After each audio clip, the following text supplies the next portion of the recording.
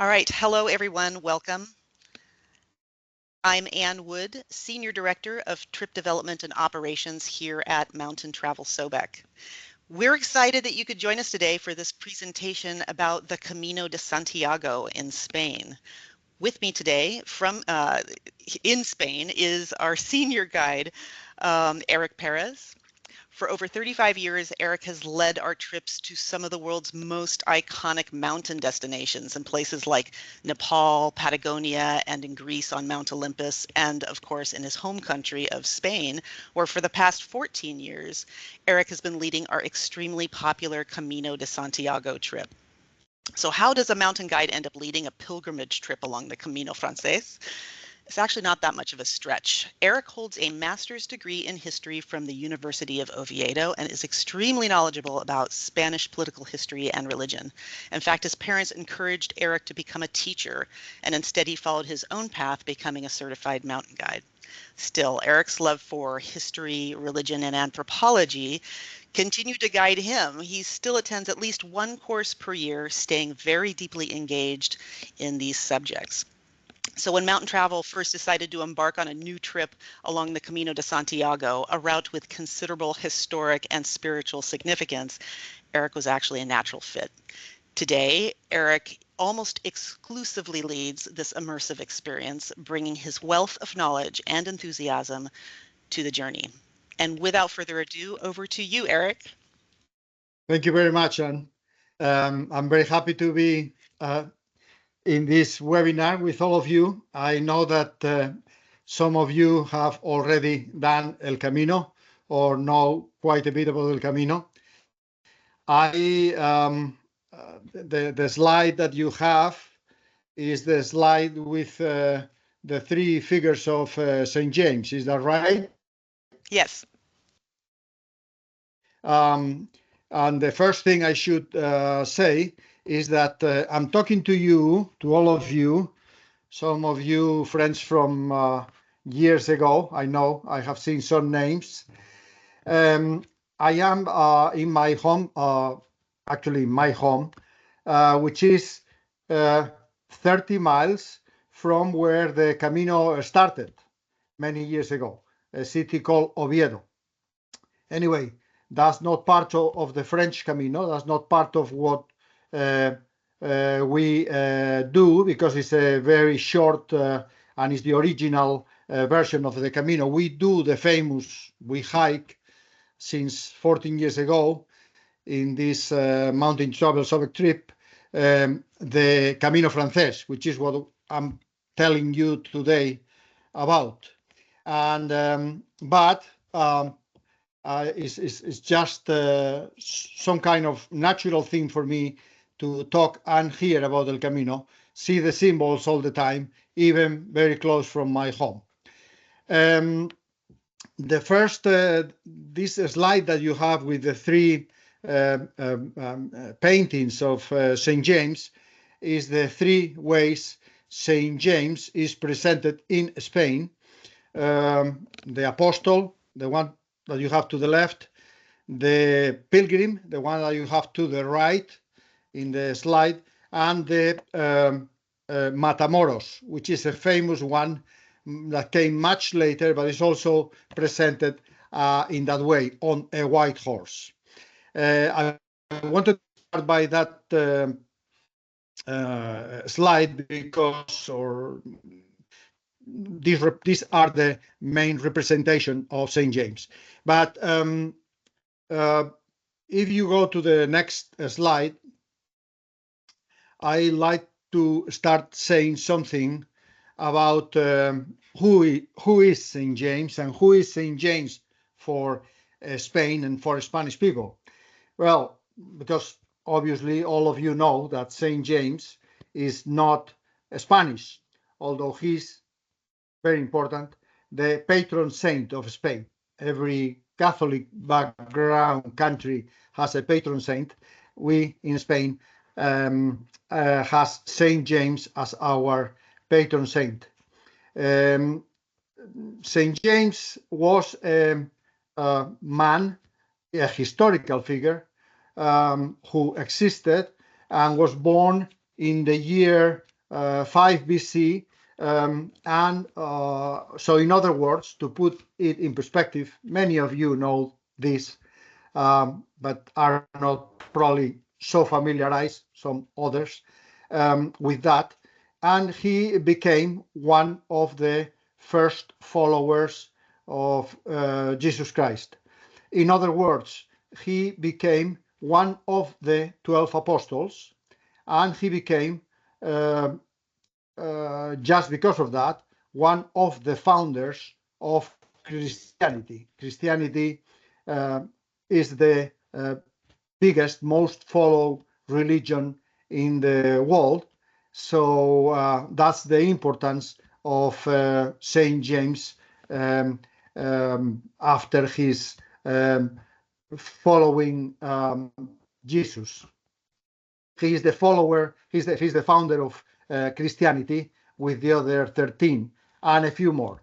Um, St. James was born in Galilee, and as I said, 5 BC. In other words, he was 5 years older than Jesus. And when he followed all the path that Jesus Christ followed to, and eventually started Christianity, he came to Spain around the year 40. Spain was part of the Roman Empire, and to preach, after the death of Jesus, to preach the word.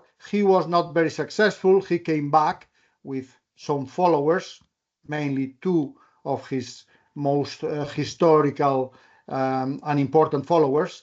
He came back to Jerusalem, where he was taken prisoner by the Roman government and eventually executed.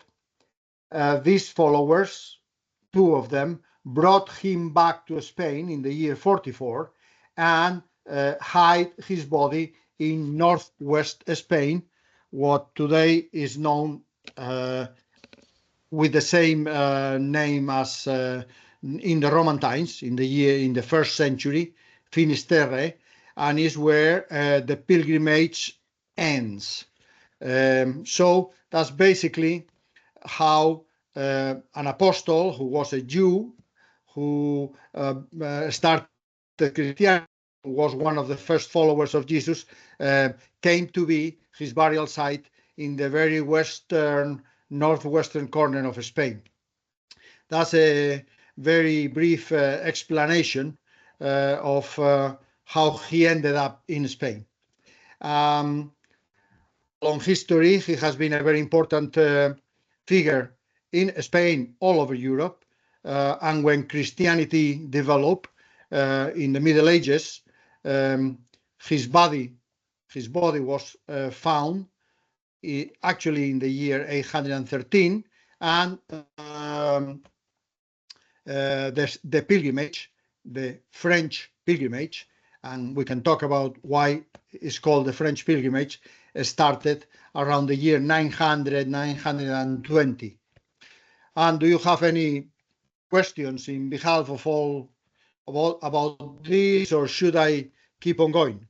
How about you keep going and we're going to save our questions for the very end? Yes.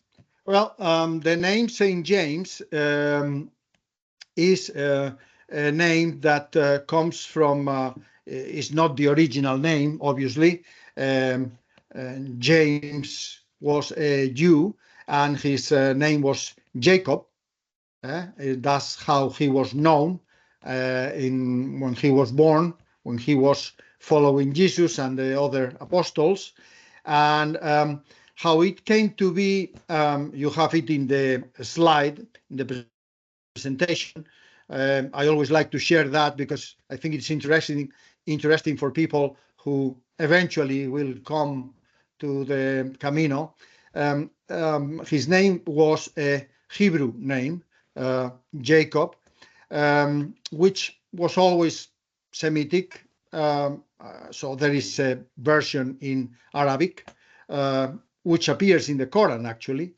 and not only in the New Testament. Um, um, and when since all this area, Judea, what today is Israel, Palestine, was a part of the Roman Empire, the Romans named him Iago with a Y. You have it in the picture in your screen, and Iago, which was the Latin version of Jacob, came to be when Christianity was the main religion of all the Roman Empire of all Europe, let's say the 5th, the 6th century. Once you added, or once the Catholic Church added saint, in Spanish is santo, it became Santo Iago, Santiago, Santiago. That's why the Camino is also known as the Camino de Santiago. Um, I like to go to the next slide where I have a map. I don't know if you can see the map of Spain. Yep, it's Is right there there. right there. We share with all of you when you come here this map, um, and it shows the different parts of Spain. The Camino de Santiago crosses several of the north central Spanish areas. You can see there Navarra, where the city is Pamplona. You can see Castilla León. There are several important cities in El Camino there, Burgos, León. And then you see the western corner, northwest corner of Spain, where the pilgrimage ends, which is Galicia. Uh, the Romans knew it when the body was brought there. The Romans knew it as Finisterrae, Finisterre. Now it is a little place, but the whole area was known as that. You can, many of you probably know Spain from previous trips, and you know that Spain has a border with France, and it gives by the Pyrenees. You can see it there, and that's how the pilgrimage comes from all Europe into Spain. If we go to the next slide in the screen, we see more. Can you see the France and the name El Camino de Santiago? Yes, so the what and where is the Camino Frances? We have a map that we're looking Exactly, at. the Camino Francés, because El Camino is a concept. El Camino is the name that eventually was given to the pilgrimage. To the pilgrimage. If you were a pilgrim, obviously from southern Spain, let's say, you were not coming through the Pyrenees. You were not using what today is called El Camino Francés. You were using other routes from your home. The first pilgrims were coming from inside Spain in the year 900s.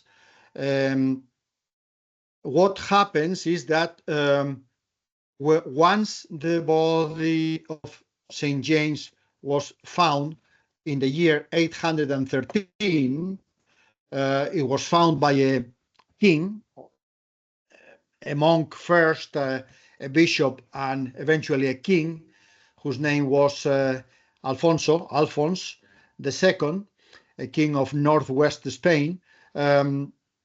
They started promoting that happened in the year 813, and years later, when the pilgrimage became promoted by the Vatican, by Catholic Church, the burial site of St. James became the third most important pilgrimage in Christianity, being the first Jerusalem, being the second Rome, and the third Santiago de Compostela. So most pilgrims were coming from all over Europe by the hundreds, by the thousands. You can say historians think that to the day of today, from 900s to today, there were probably more than 10 million people coming along the Middle Ages and until 20th century um, to the burial site to Santiago de Compostela.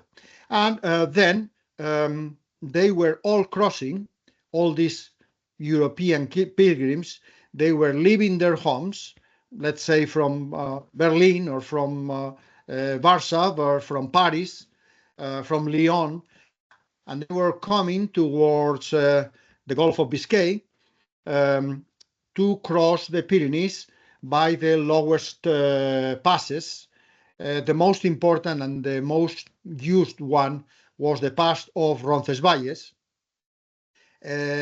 which in the French side there is a town, a small town, but not a city, but a small town that is now so famous because of the movie, because of the books, because of El Camino being so walked. It's called Saint-Jean-Pied-de-Port. I don't know if you can see it in the map, but it's eventually a town by the border of Spain.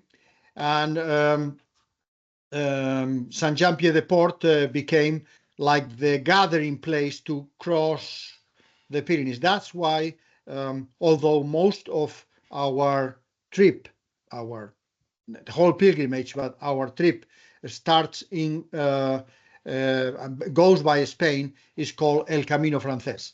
You have to think that El Camino Francés is of all the caminos that are now hiked in to Santiago de Compostela, to the city, the burial site.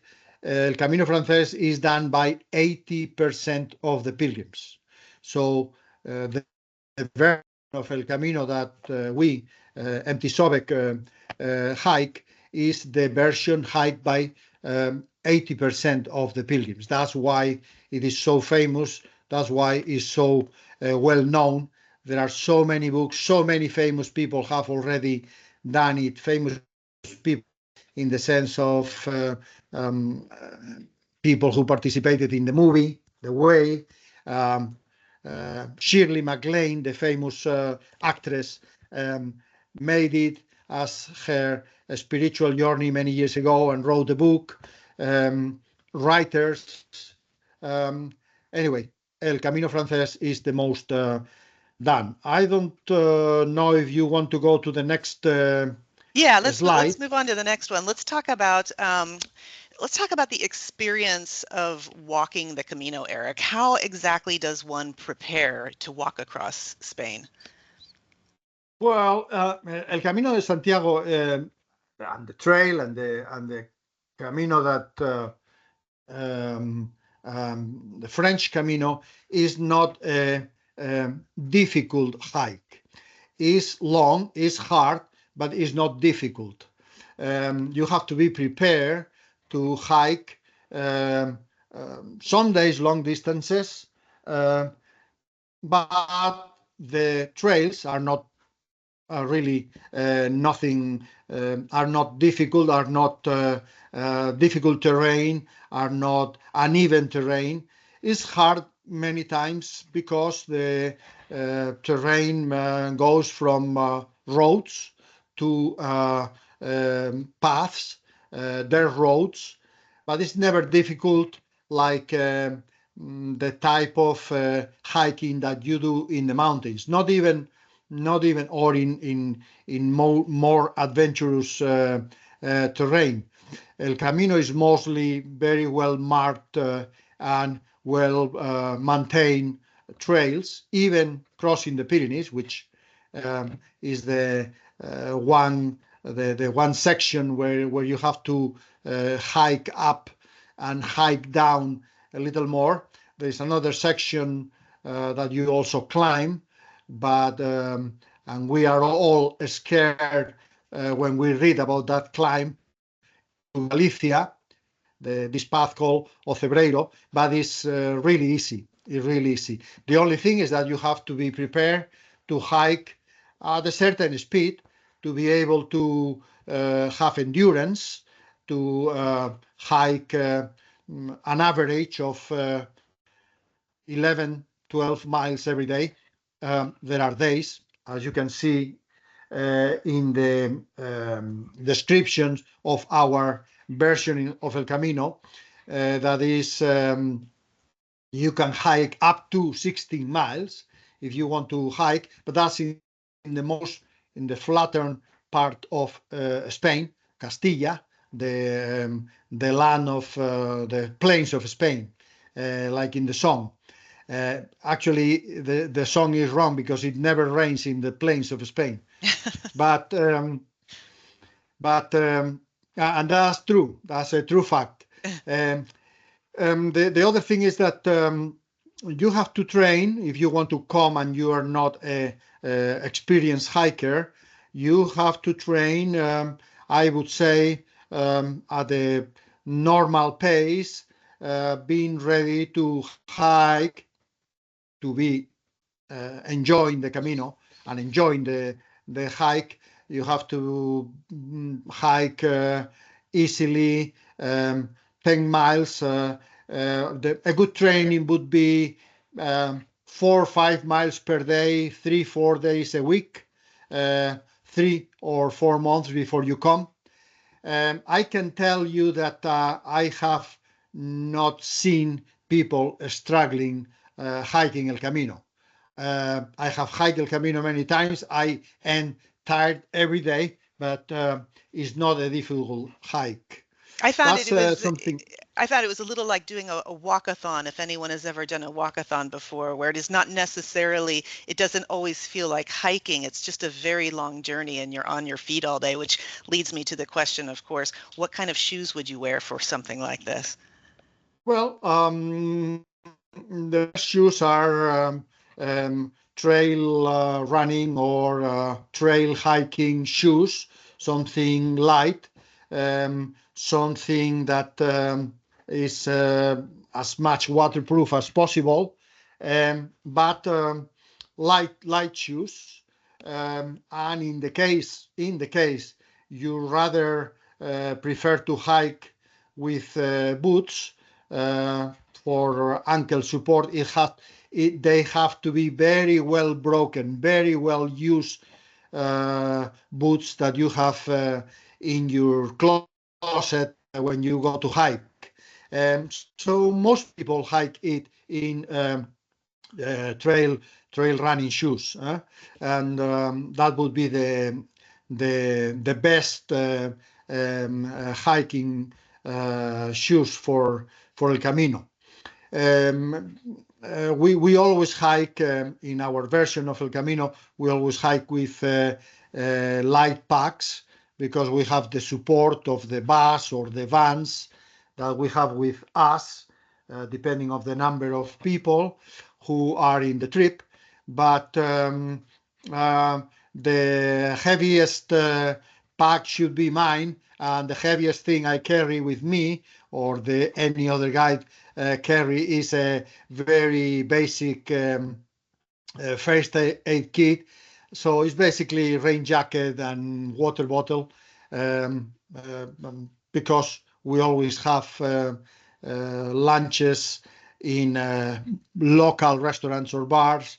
Um, so that's pretty much what we should take with us.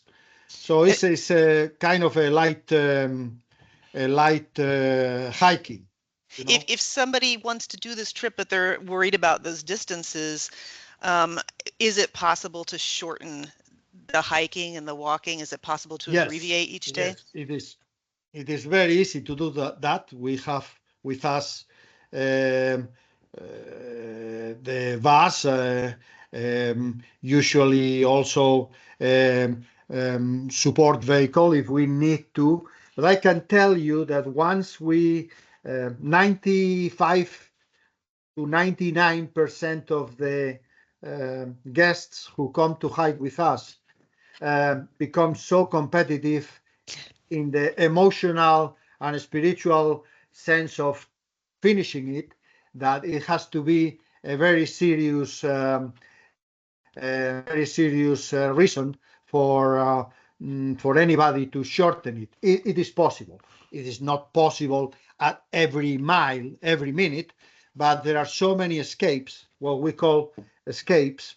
There are so many ways so many places where the um, van or can come and pick anybody if it is necessary to shorten it. That is always an easy possibility. Nice. Should we move on to the next slide? Yeah, you probably see there in the next slide the type of terrain, right? It's beautiful.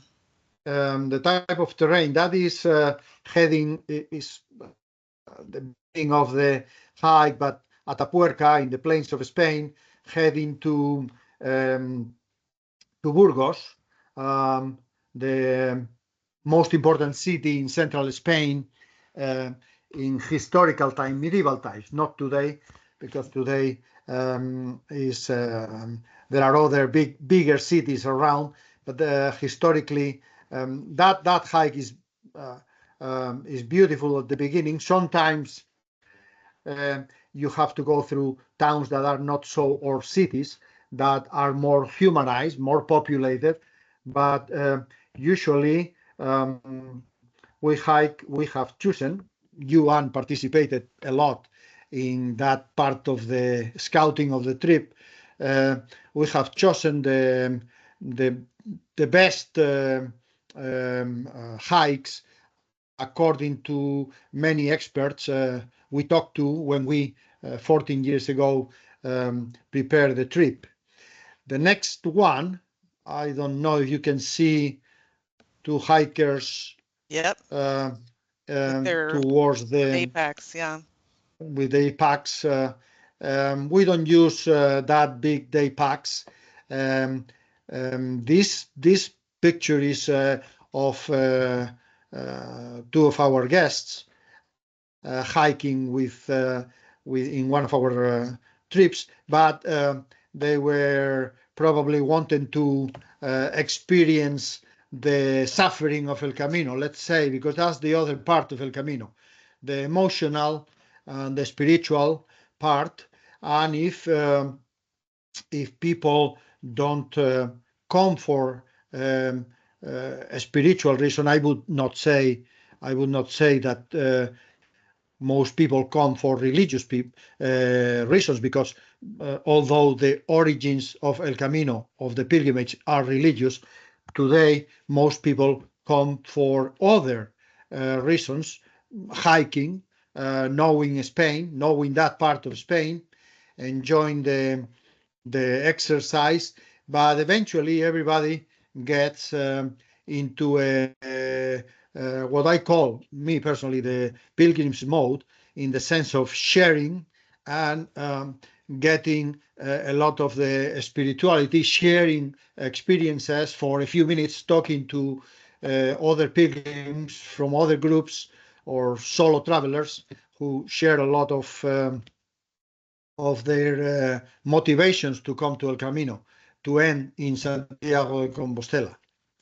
Um, we have another slide with one of our guides in front of a cruzeiro. Do you have that slide there? Yeah, I wanted to say one thing about what you just mentioned, though, Yes. the Camino and people being motivated for different, very personal reasons. Usually, sometimes it's because they saw the movie about the Camino, but quite often people are coming because they have something very personal in their lives, and they are doing what you referred to as the suffering. You're really supposed to have that feeling as if you are walking across Spain, which is a major endeavor. And so sometimes, people are surprised that we have deliberately designed it such that we have the most picturesque sections, but we also make sure that you have the experience of walking into a city or walking by an airport, that you really have that feeling that you are walking across Spain. It's not just for pleasure. You're supposed to have, I mean, we call our trip the Camino without the suffering, but there has to be a little bit of suffering involved. I just wanted to mention that because I think that that's kind of an important aspect of this journey that people reference quite a lot, that they want to go to have that experience of walking across Spain. And sorry, I interrupted. We are looking at the guide. Is that Alberto? Yeah, that is Alberto. A few years ago, in front of a cruzeiro, which is the cross where that marks intersections. Is the This is a modern cross. This was put there in the plains of Spain. I recognize very well the place, coming to Revenga de Campos, Carrión de los Condes, and that is how in the Middle Ages they were marking the intersections. You can pass to the next slide, which is one of these slides with several symbols, and the symbol of El Camino to the right. Can you see it? Uh, yes, to the left. Yes, to the right. Sorry. To the right, yeah, which is the shell in yellow, or the modern shape of a shell, which is the main symbol of El Camino today, with two others, and the shell in the blue meaning Europe, because most of the pilgrims were coming from Europe during the Middle Ages, obviously, and America didn't exist yet in the form it exists today. There was America always, but there were no pilgrims from North America until 19th century. Anyway, the shell was locked into this yellow form with several branches, meaning also El Camino. The picture with this lady who was a big fan of Spain. I remember her very well. She lived in Spain many years as a teenager, spoke Spanish perfectly, eventually became um, um, an important promoter of Spain and Spanish culture in Washington. And she came with us to do El Camino, Marjorie. She held a very important medal in Spain, given by the government for her promotion of Spain, not particularly El Camino. And one of the things she always wanted to do all her life, um, after many years in Spain and then back to the States where she lived all her life. She's an American. Um, um, was the order of Isabel la Católica, which is a very important Isabel la Católica. Most of you know about the famous queen who sponsored Columbus. She has a lot to do. The Queen Isabella had a lot to do with the promotion of El Camino late 1400s. Anyway, this picture is taken in the plains of Spain, again in the area to Carrión de los Condes, and shows how well marked sometimes is. El Camino has changed along the years. Obviously, in the 60s and the 70s, when Spain developed all the infrastructure, the modern infrastructure, um, um, the government didn't realize at that time how important it was going to be, and they used the old Camino to put roads which were the straight way to go east to west, how the Camino goes from France to the Atlantic coast above Portugal, where Santiago is, Santiago de Compostela, and that's why sometimes you walk around or along roads. You walk by airports because nobody thought in 1960 that in 2022 or 24 El Camino was going to be an important um, attraction in Spain for hikers, tourists, and pilgrims. And eventually you hike there. In the next picture, if you can pass to it, Yep, Santiago de Compostela, the sign. the sign, yeah, Santiago de Compostela and sign. Can is this picture with is three pictures in the slide, right? Yes, yes, we're looking at a picture of you with the group. With the group, yeah. We have how some days, most days, is flat. I know that some friends who have been here laugh at me all the time when I describe flat, but basically most of the time we hike flat terrain most of the time, not always, but most of the time. And even the climbs that we do are nothing really difficult or inclined because we some days climb 1,600 feet, 1,700 feet, but it's along so many miles that incline is very is not is nothing difficult.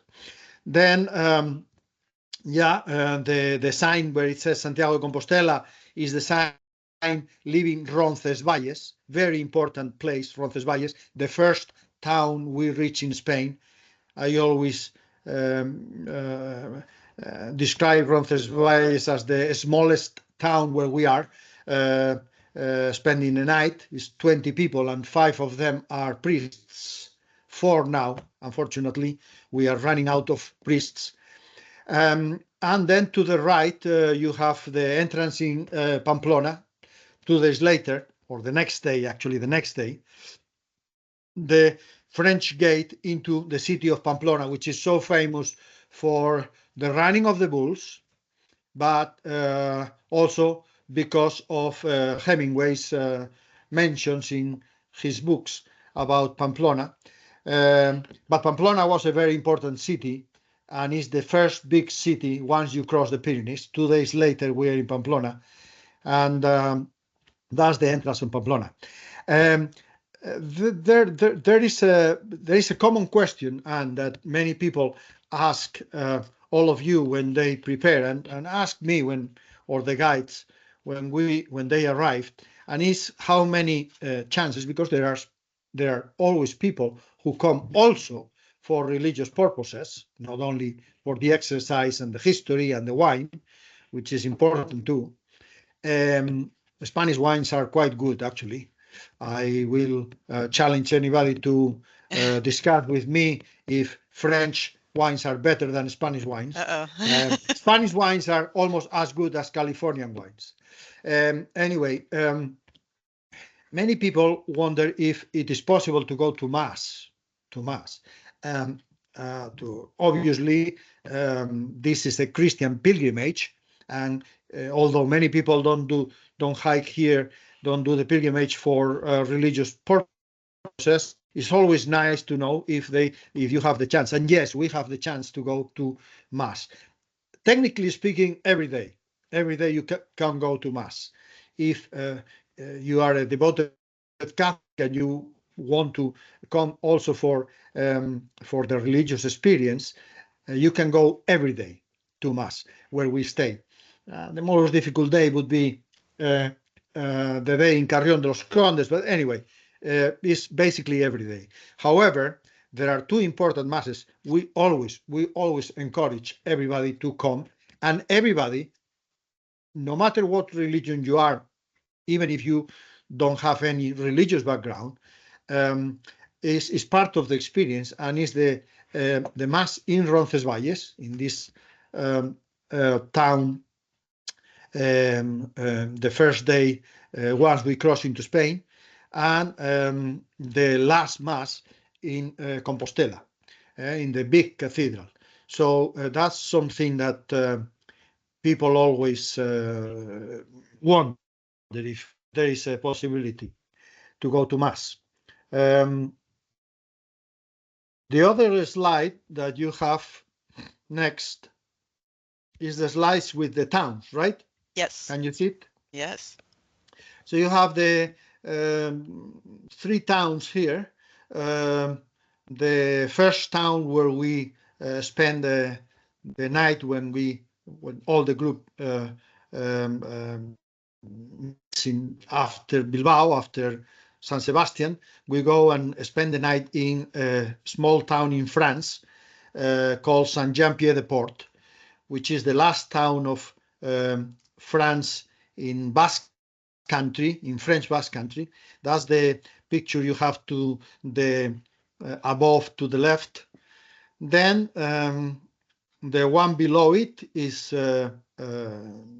view of the Cathedral of Pamplona, and the one to the right is Carrión de los Condes, the church of Fromista, before reaching the town of Carrión de los Condes, a Romanesque um, church. One of the other interesting things about our trip, in my opinion, and the opinion of many guests who have shared it with me, with us, is that how we have structured the trip. We always hike in the mornings, meaning not only the early morning, but uh, what is until lunch, some days even a little after lunch, depending on the length of the day.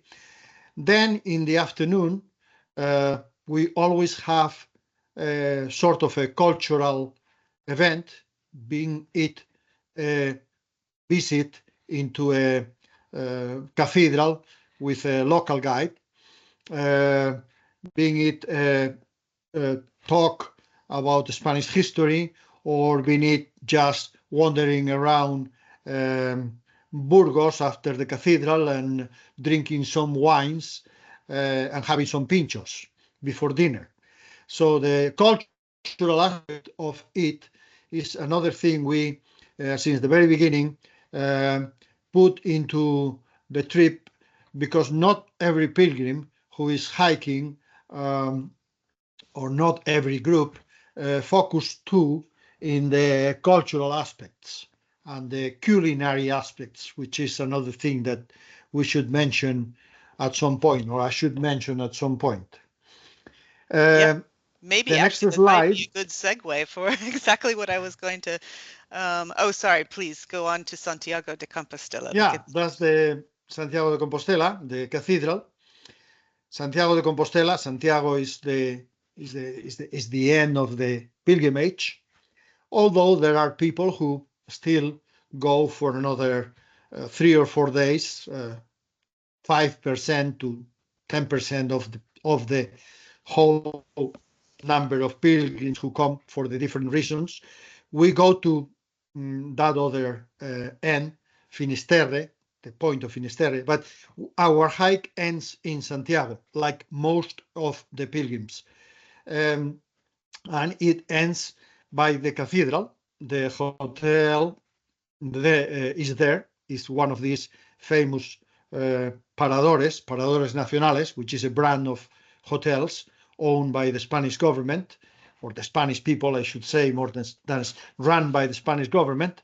And it's just by the cathedral, by these two towers in the main square of Santiago de Compostela, which is a beautiful, small, but very beautiful city, worth seeing. And I always um, joke about this, but once we are there and once we have finished the hiking, everybody uh, can be considered a pilgrim if even if they haven't done it for religious purposes. Once you reach the cathedral, you are considered by the bishop of Compostela, you're considered a pilgrim, because you're visiting the burial site. The cathedral is above the crypt where St. James' remains are. And um, the hotel is right there. Santiago is a small city, as I said, that you can visit very fast. Uh, it's not the old city, which is the narrow streets. Is worth spending a few hours there. We stayed there 2 nights.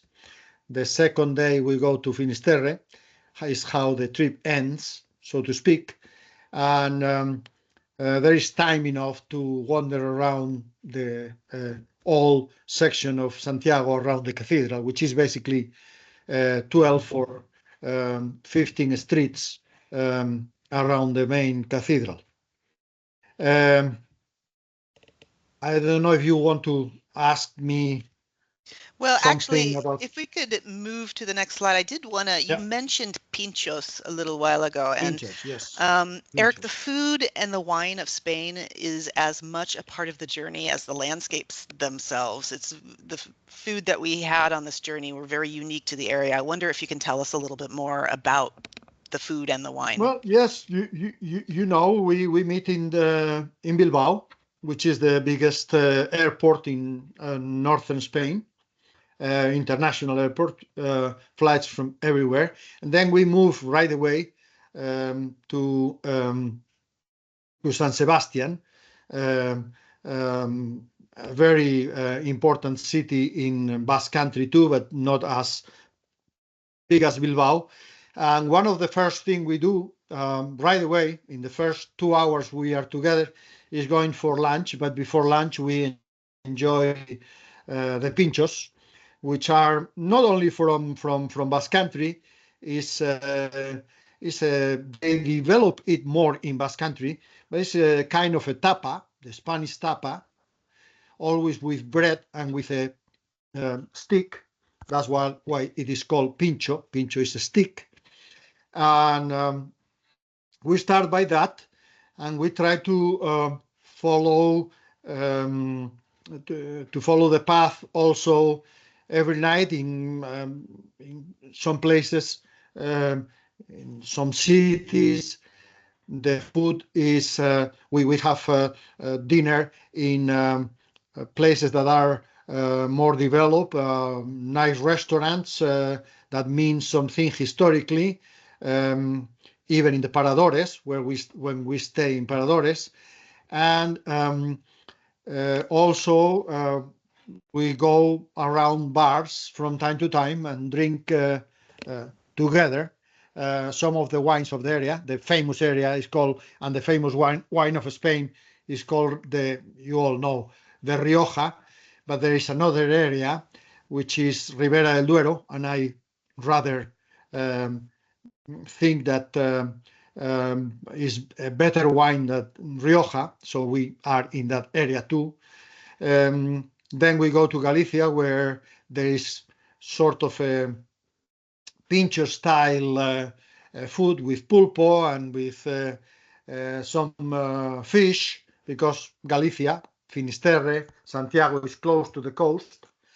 Um, and where we drink the famous Albarino, which I think is the best white wine in the world.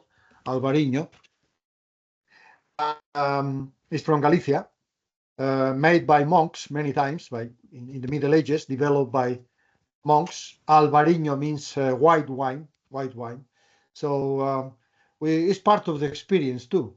I think we all at Empty Sobek give a lot of importance to in any trip to food and to experience food as part of the culture of a country. And Spain, I'm a little nationalistic here. Spain has probably one of the best cuisine in Europe, if not the best. You definitely will not go hungry, that is for sure, not on this No, trip. no. And you're right, the wine is a very important part. If you partake, we do offer wine along the way on this journey because it is very characteristic It's part of the to the area. experience. Exactly, part of the experience. Um, shall we move on to the next slide? Yes. All right. Let's talk about Mountain Travel Sobek's experience of the Camino, or as I said before, the Camino without the suffering. What can you say about our trip specifically, and why someone should travel with us? Well, we choose. You were part of the. You came here to put it together with me and with. So you know that um, first of all there is a little suffering. It's always a little suffering because the pilgrimage has to be and the exercise. I'm trying to be sarcastic, but anyway, we are hiking. We are hiking, and that's a very important part of any MTS trip, hiking. Um, um, we have chosen we have chosen the parts of El Camino that are correspondent to the two parts of El Camino that the pilgrims were doing in the Middle Ages. When I say the Middle Ages, I'm talking about 1100s, 1200s, 1300s, according to a book that was written then, the Codex Calixtinus. So we do parts of El Camino that are described in that book. The hikes that we do and always in um, good hotels or the best hotels available in the town or the city where we stay, mostly in good hotels in cities, um, sometimes more pilgrims oriented, many of them all monasteries. These hotels are all monasteries that were converted into hotels once the monks disappeared from there and moved to other places. And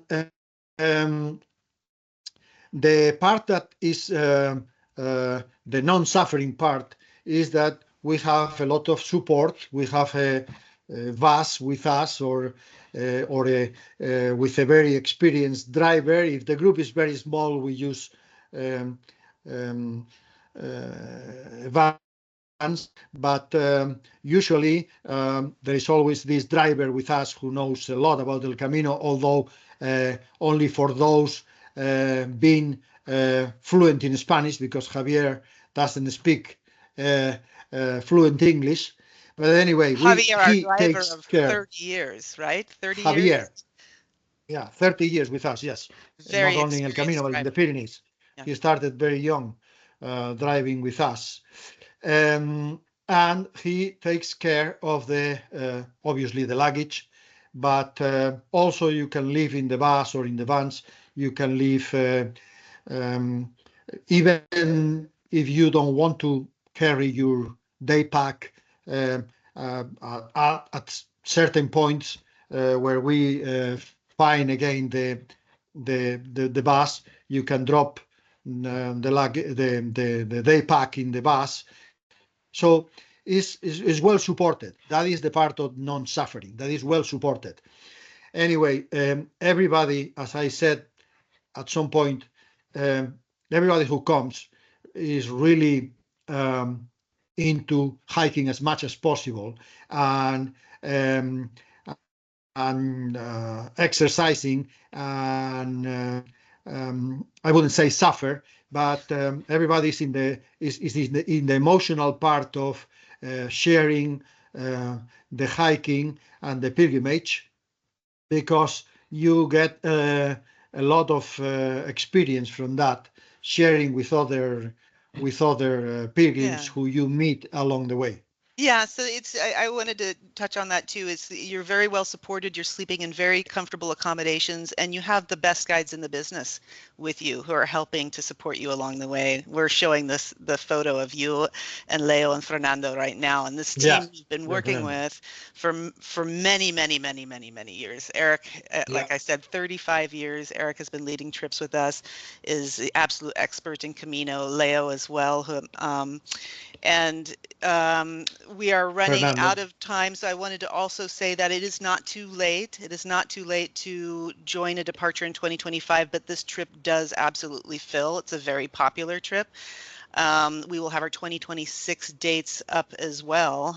Did you want to say anything, Eric, briefly about people frequently ask, should I go in the spring? Should I go in the fall? Is there a Well, better time to go?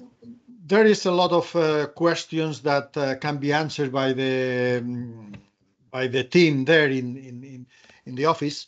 Um, it's a little tricky to get the Compostela for anybody, but the Compostela is the certificate.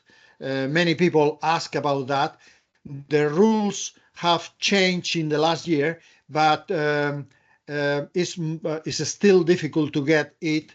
It's not impossible. They are making it easier every year, but you have to if anybody's interested in that, you have to talk to the team in there in the States. And at the same time, I would like to say that I was privileged all these years to share with lots of lots of you. Um, I know that some of you have done El Camino, and maybe one thing I like to mention because I love it is that some people come to El Camino later on once they have came with us. They come back by their own to do the whole 30 days. We only do 11 days, 9 hiking. Um, but I have seen many people who say hello to me along El Camino. I have met in El Camino several who came back to do the whole thing in their own um, uh, solo by themselves once they have learned how to do it with us. Yes, And they that's return always feeling even more inspired, even more inspired. yeah, Erik, it we is. actually have just have 2 more minutes left, and we have a few more questions.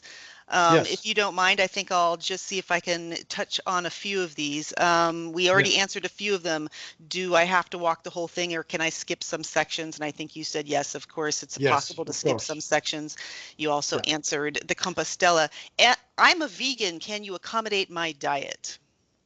Yes, yes, it is. It is difficult to be a vegan in Spain, but I know many more and more Spaniards who are vegans. So in the Camino is not easy, but we always work with the person, the guest, to see because there are options and vegetables are all along restaurants and are easy to find. Um, Probably is a little upsetting for the vegans to see all the time all these meats and all this chorizo and jamon, and but is not difficult to accommodate with the guest who has a vegan diet. Thank you. Thank you. There's quite a variety Mm. of food there, food options. This viewer knows that we also offer the Portuguese Camino and asks, can I do the Camino Frances and Portuguese Camino back to back? And Yes, you have we have two MTS departures. has some departures that are back to back. Yes, we have Uh, one in August and one in October, and we can tell you more about that if you would like to give us a call. I'll mhm. just take one more question because we're out of time. Somebody has asked, is it possible to plan a private departure along the Camino? Is that ever possible? Yes, it Yes. is. It is. We have done a few, so it is possible. Yes. Yes, absolutely. I It'd be a suppose wonderful they have to work experience. with you more than with me, but we are ready. The guide team here, we are always ready for Camino. We one thing that I can assure you is that the guides here, we are not going to get lost in El Camino. You're not going to get lost with these guys. No, absolutely not. Thank you so much, Erik. This has been really, really wonderful. And thank you, everybody, for all of your questions. We do need to bring this presentation to a close now. I do want to just say there were a few of you who may have had trouble seeing the visuals, and for that, we apologize. We are recording this presentation. We'd be happy to give you access to it later if you want to go back and look at all the photos and listen to Erik's wonderful talk again.